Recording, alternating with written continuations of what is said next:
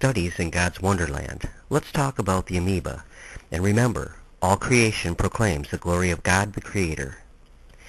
In this episode, let's take a look at a very tiny creature, a protozoa actually. Protozoa means first animals, and they are generally made up of single cells. There are more than 15,000 species of protozoa, and they can be found in fresh and salt water, in damp soils, and in dry sand. Some can even be found in our bodies as parasites. Of those 15,000, one is quite well known and offers a strong witness to creation rather than evolution. So let's take a look at the amoeba. The common amoeba is found in freshwater ponds and varies a lot in size. It ranges from an invisible microscopic animal reaching a diameter of close to 0.5 millimeter, which is visible to the naked eye as a white speck. What exactly is an amoeba? I mean, besides being a protozoa. Each is a little mass of clear gelatinous protoplasm which contains granules and droplets. The protoplasm is covered with a delicate cell membrane. It is a curious little creature, for it has many unique abilities for an animal so small. Consider the following, please. The amoeba can crawl. It can also breathe, but not through gills or lungs. Also, it can tell the difference between inert particles and minute plant and animals upon which it feeds. It can thrust out its jelly-like body at any point to lay hold of its food. It digests its food by absorbing it. It has no feet, but it can crawl about by projecting a pseudopod. Such a unique little creature could not have just happened as the blinded evolutionist would have you and I to believe. A person has to make it their desire to be blind and ignore our Creator God, for His incredible mark of design is so obvious in all of nature around us, unless you choose to ignore it. The little amoeba moves around by means of projecting a pseudopod or false foot from any part of its body. Due to this ability, the amoeba changes shape when on the go or engulfing its food. In fact, these abilities describe its name so accurately. Amoeba means, in Greek, change. Its food is only temporary, and soon they flow back into its body. This is totally different than the muscular movements of higher animals. So let me ask, here and now, who created the amoeba? Consider the following also. If the amoeba is about to swallow an active organism, the pseudopods are then thrown out widely and do not touch or irritate the prey before it has been surrounded. But when the amoeba is about to ingest a quiescent object, such as a single algae cell, the pseudopods surround the cell very closely. So by its various actions, it appears as if it can actually think, even though it has no brain. As I have already told you, the amoeba gets around, and that is by use of its pseudopod or the false foot that I just spoke about. Another protozoan, the paramecium, has its body covered with around 2,500 short hairs, which are called cilia, which beat in the water in a manner such as the movement of one's arms when swimming with the crawling stroke, so providing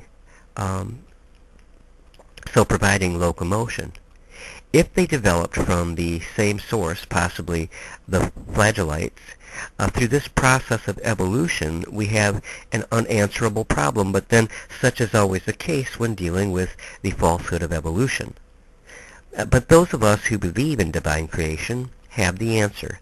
God designed both the amoeba and the paramecium, giving each a body which pleases Him and which glorifies Him.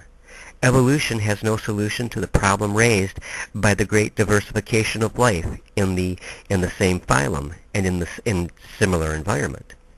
Evolution is all about change, is it not? Through past ages, the lowly amoeba has been completely static, showing no signs whatsoever of evolutionary change. On a larger scale, neither has the coelacanth, a very large fish once thought extinct but is very much alive and showing no change from its fossilized ancient ancestors. The so-called law of evolution has not succeeded in changing the simple amoeba into a higher form of life. The amoeba, according to evolutionists, has been around for millions of years and remains unchanged. So when will the amoeba catch on that it can go on to bigger and better things? This is even more incredible when you think about the fact that there are countless numbers of amoeba in the waters of the earth. Protozoa tend to multiply very quickly. One paramecium could multiply to many billions in 1 month. So through countless billions of generations, which involves trillions of amoebas, guess what? There has been no evolution whatever in the amoeba.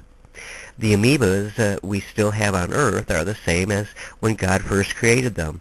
There is a gradation of all life, from the lower to the higher, but there is no evidence at all that higher forms evolved from lower forms. Each of the 15,000 species of protozoa gives clear witness of divine creation. Each has a peculiarity that is distinctive, that could not have evolved from anything and cannot be accounted for except on the ground of special divine creation. Remember that natural selection cannot be accounted for except on the grounds of special creation. It is a truth that natural selection cannot originate characters.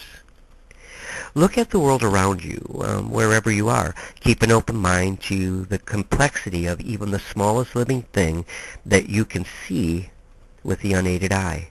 If you are honest with yourself, you will see the glory of the Creator in every living thing, and in fact in things non-living.